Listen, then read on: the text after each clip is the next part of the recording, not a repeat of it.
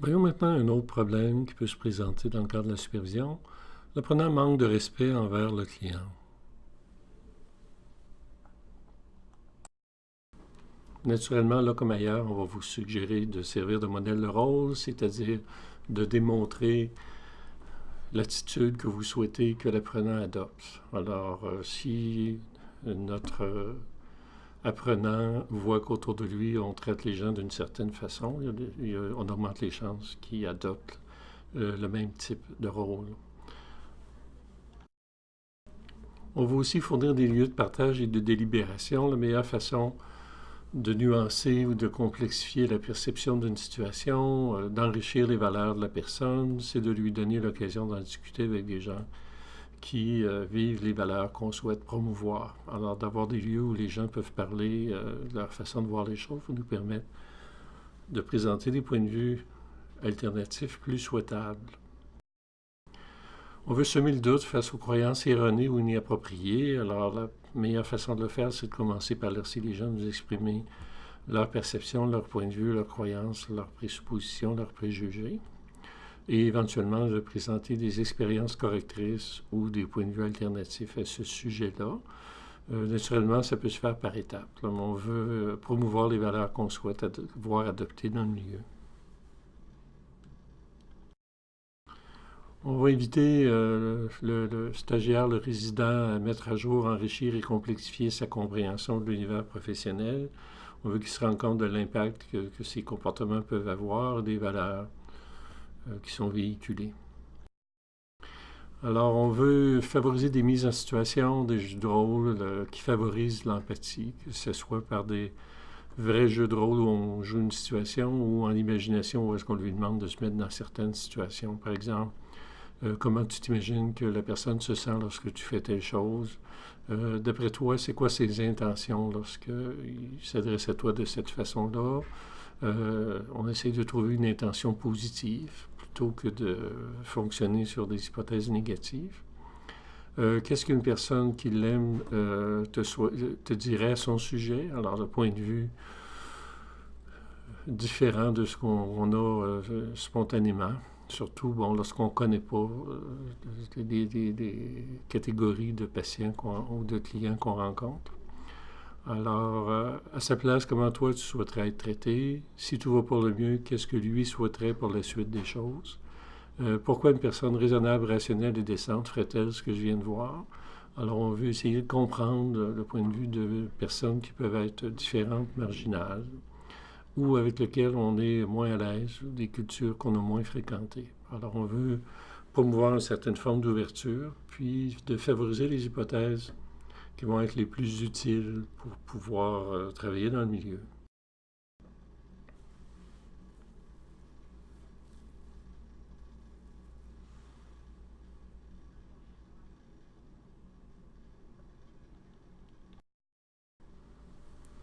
Un autre exemple de problème qui peut se présenter, l'apprenant manque de respect envers les secrétaires et le personnel clérical. Alors là aussi, on veut servir de modèle de rôle. Avec l'expérience, on découvre jusqu'à quel point c'est important d'avoir un climat de travail positif et d'avoir des alliés dans le milieu de travail. Alors, des attitudes condescendantes ou méprisantes ou infantilisantes vont créer un milieu de travail qui vont rendre très difficile de faire notre tâche de façon efficace. Alors, on veut promouvoir le respect envers les clients, mais aussi envers les gens avec qui on travaille, qu'on côtoie. Alors, on peut témoigner au sujet de l'importance de l'équipe de soins puis de leur collaboration. Alors, d'exprimer notre appréciation de chacun des membres de l'équipe et que chacun a son rôle et qu'éventuellement, on a avantage à créer un climat où chacun peut réaliser sa tâche de façon optimale. Bon, une des façons de le faire, on peut servir comme suggestion, comme modèle, se présenter, se concentrer dans notre interaction, maintenir un contact visuel approprié, savoir de regarder la personne sans nécessairement la fixer. Un contact physique approprié, des demandes claires, s'assurer d'être bien compris, avoir un ton approprié, sans interrompre. On va s'entraîner à demander plutôt que d'exiger. Alors, d'expliquer ce qu'on souhaite, la raison et de quelle façon, dans quel délai qu'on souhaiterait que les choses se passent. Utiliser des observations, exemples de reproches appropriés, spécifiques, lorsqu'on est confronté à des situations difficiles. Alors, on va encourager les gens à exprimer les faits et à exprimer leurs souhaits, comment ils souhaiteraient que les choses se passent. On va adapter notre niveau de langage en évitant d'utiliser un langage trop condescendant ou injurieux. Alors, c'est possible que les gens avec qui on travaille n'utilisent pas nécessairement le même vocabulaire que nous. Si on veut être compris, on va faire l'effort d'exprimer les choses en termes qui sont compréhensibles pour ceux à qui on s'adresse.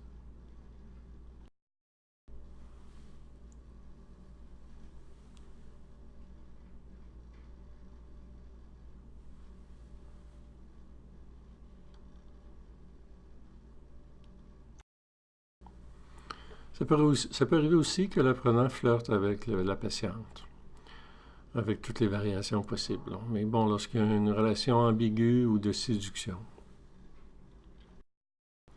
Alors là aussi, on veut servir de modèle de rôle pour que la personne constate que dans notre milieu de travail, on traite les gens avec respect, en étant prudent par rapport à ce qui pourrait être mal interprété.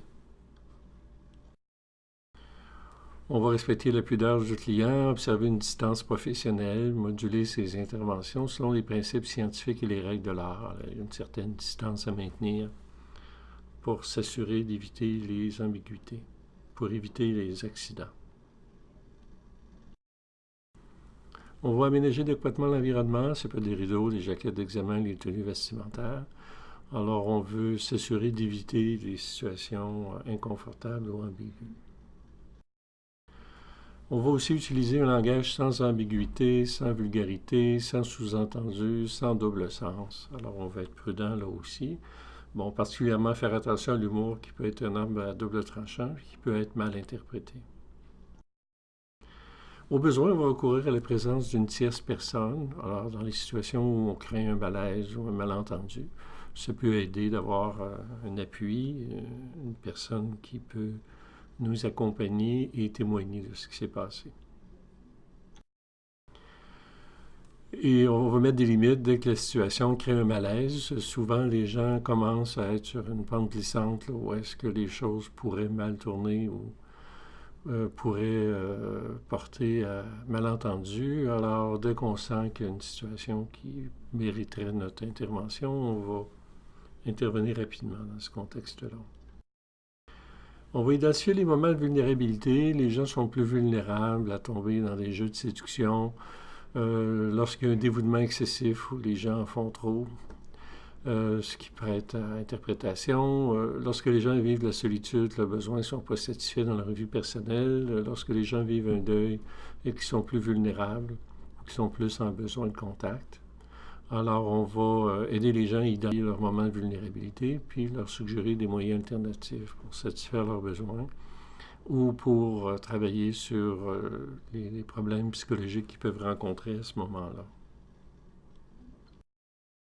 En cas de doute, on va encourager notre apprenant à en parler à une personne de confiance. Alors, c'est important dans les situations ambiguës, de surtout ne pas les vivre en secret. Alors, on veut qu'en cas de doute, la personne se trouve un lieu de parole et d'avoir une rétroaction sur comment la situation pourrait être gérée.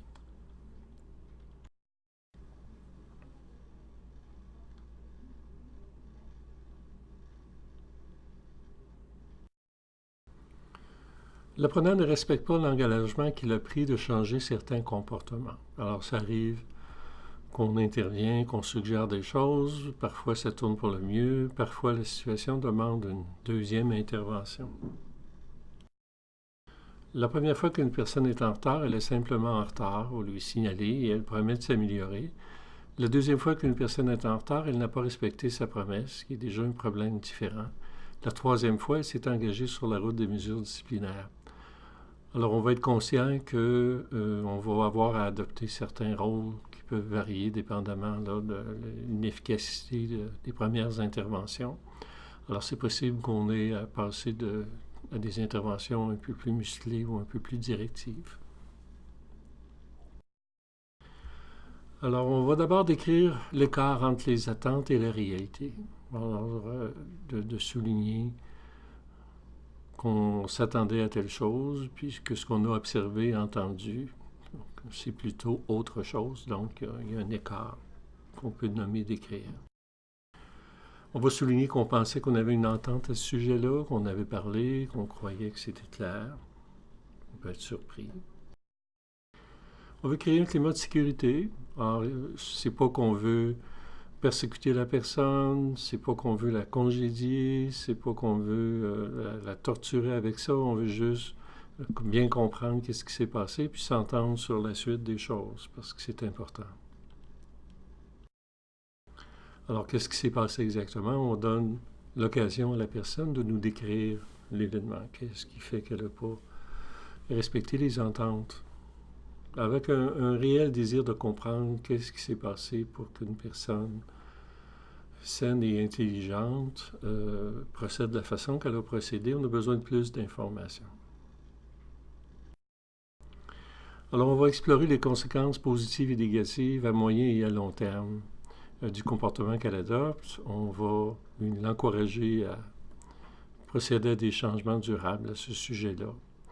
Alors, on va mentionner les options et rappeler les valeurs et les attentes qu'on a par rapport à la situation, puis l'importance que ça a pour nous.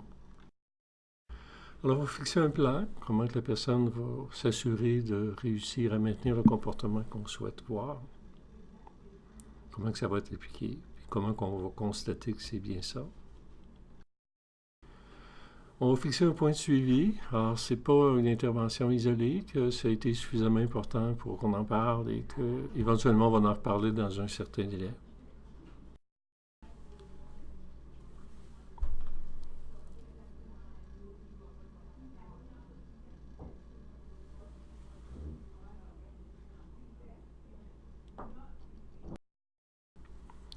L'apprenant suscite des conflits entre le milieu de stage, les patients et le milieu universitaire. Certaines personnes ont cette facilité-là à créer des conflits autour d'eux. Alors, on va clarifier préalablement les rôles de chacun, savoir qui fait l'évaluation, quel genre d'impact chacune des évaluations a, qui prend les décisions en cas de problèmes qui n'ont pas été résolus, à qui la personne doit s'adresser si elle a des demandes de changement ou des suggestions à apporter. Alors, on va clarifier les rôles de chacun, y compris notre propre rôle. Voici ce que moi je vais faire pour toi et voici de quelle façon je vais procéder.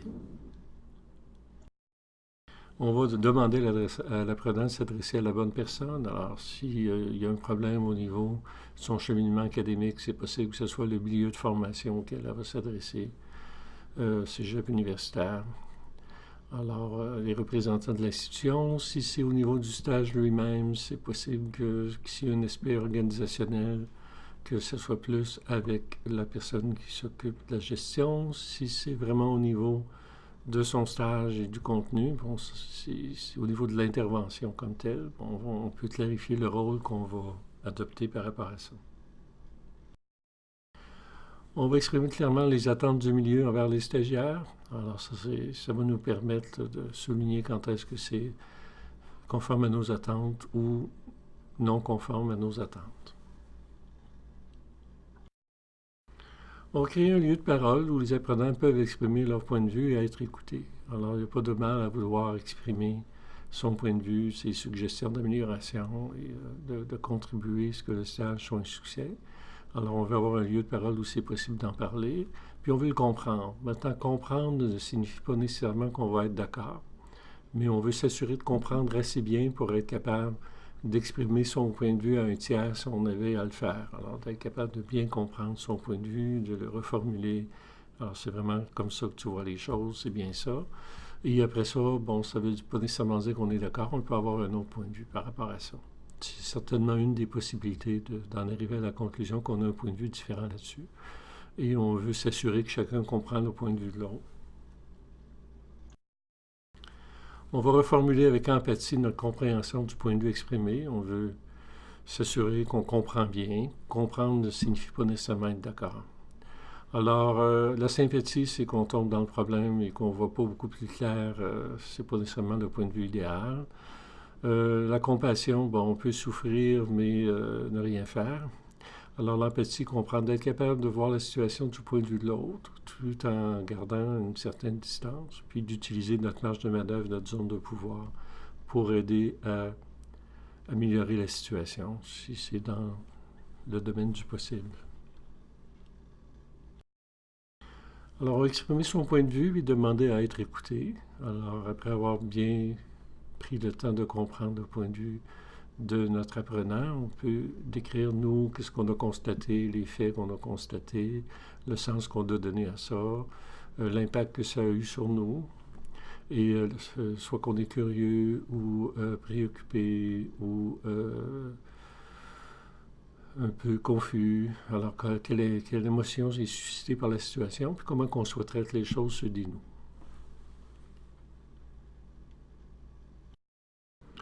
On va demander une réaction à la personne, puis on va écouter sa réponse. Alors, c'est une étape importante. On va exprimer notre perception de la situation. C'est possible qu'on ait un point de vue différent. On est quand même intéressé à savoir comment que notre apprenant, ce que lui a compris et comment lui voit la situation. On va clarifier la marge de manœuvre, la zone de pouvoir de l'apprenant, à savoir qu'est-ce qu'il peut faire, où est-ce qu'il peut porter plainte, auprès de qui il peut demander à être entendu.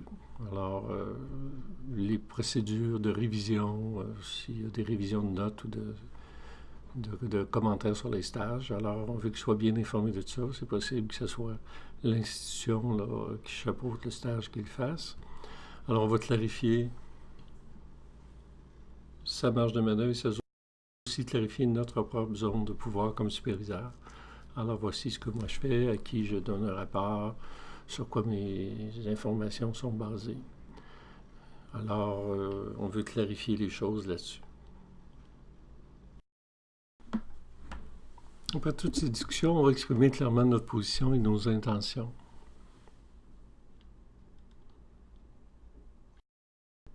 On va mettre certaines limites en clarifiant le fait qu'on n'est pas nécessairement au service de l'apprenant et obligé d'obéir à toutes ses demandes et ses revendications. Alors, de respecter le fait qu'on a des rôles différents. Et définir la prochaine étape. Voilà, on a fait certaines choses qu'on avait à faire. On va attendre maintenant l'étape suivante.